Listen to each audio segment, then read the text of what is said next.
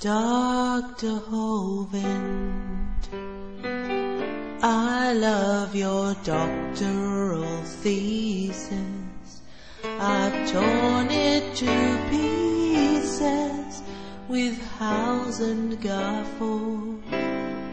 I can't remember when I last pissed myself laughing. It's a good thing the thesis mopped the piss off the floor. Welcome to part 13 of this read-through and peer review of Kent Hovind's doctoral dissertation, which was published on wikileaks.org on December the 9th, 2009.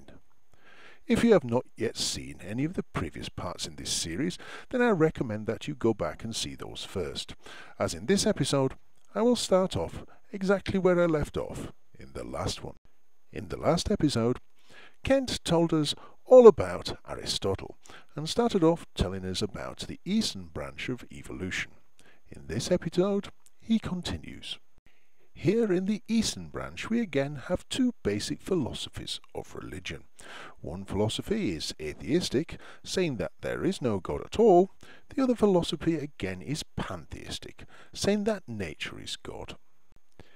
Hinduism became very popular around 600 BC. It probably began many years before that. And as it's one of the world's oldest religions, you can guess that it probably goes back many years before that, Kent. This religion is broken up into four branches. Vedanta is the most popular branch. It teaches that the universe is a living soul. Actually, Kent, Vedanta is based on two simple propositions. One, human nature is divine, and two, the aim of human life is to realize that human nature is divine. Sikhism is another branch that began around 1500 AD. Yes, Kent, just like Christianity is a sect within Judaism, and Islam is a sect within Christianity. Kent continues. Jainism is a branch of Hinduism that says that there is no God at all. Jainism teaches the doctrine of karma. This is a system of reincarnation where people are constantly being born back as a different creature depending on how they lived in this world.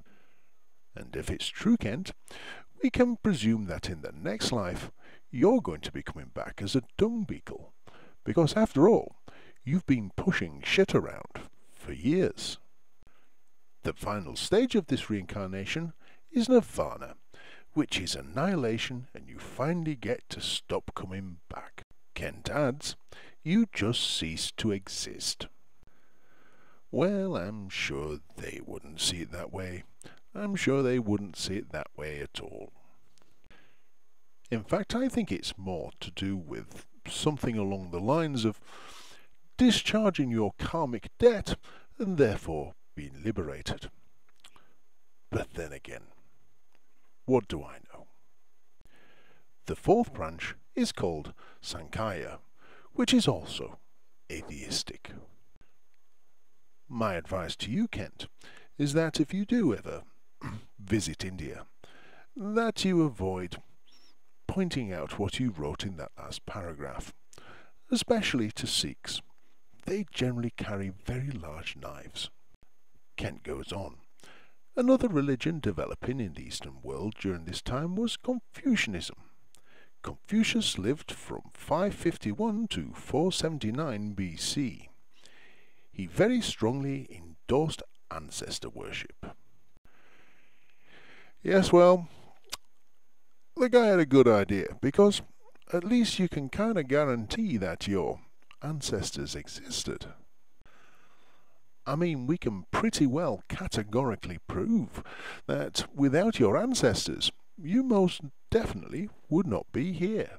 But Kent goes on. There was no God or afterlife in the system developed by Confucius.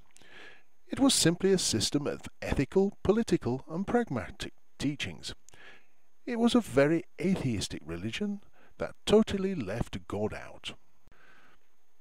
Or to be more accurate, a religion that found that it had no need to put a God in. Zoroaster was a religion of the Persians that developed around 600 BC. Actually, Kent, Zoroaster was the prophet. What you're talking about is Zoroastrianism. That's a bit like calling Islam Muhammad, something for which in some parts of the world you'll have your balls removed.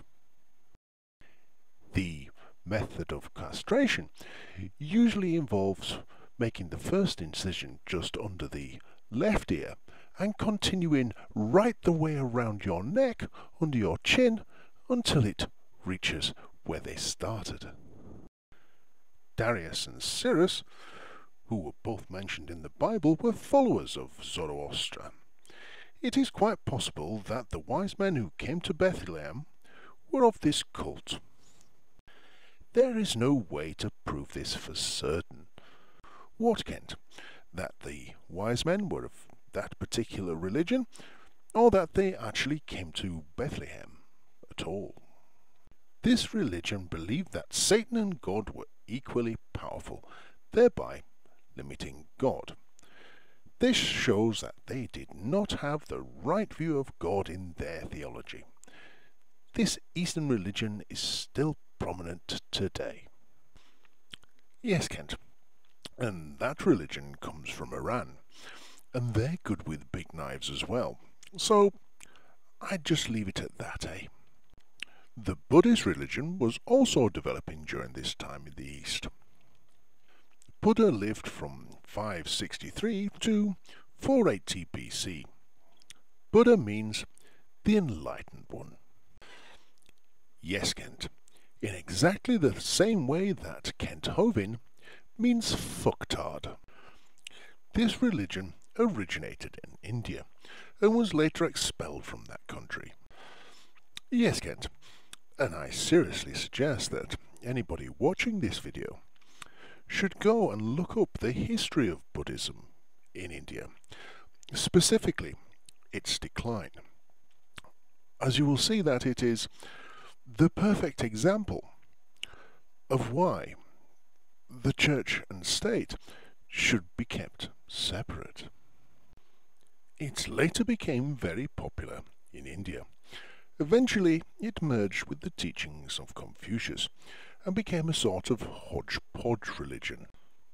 And Christianity isn't a hodgepodge religion?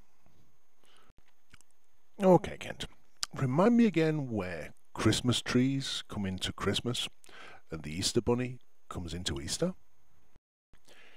Kent continues. It was a very atheistic religion. It had a very rigid system of karma, which was a cause-effect system. By that, I mean he believed that your deeds in each incarnation, as they called it, were reflected in the next reincarnation. I believe the system you refer to as karma doesn't just extend into the next life, but also works within your present life, something that you've managed to prove quite well. For Kent, you are a perfect example of karma at work. I mean, you've spent years spouting your particular brand of bullshit and refusing to pay taxes, and lo and behold, karma has caught up with you, and you find yourself in jail and the federal government seizing your property. Ain't karma a bitch, Kent?